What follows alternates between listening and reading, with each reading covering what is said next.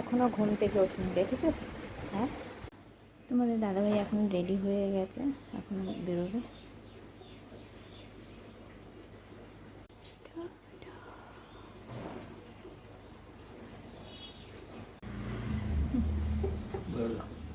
সব নিয়েছো?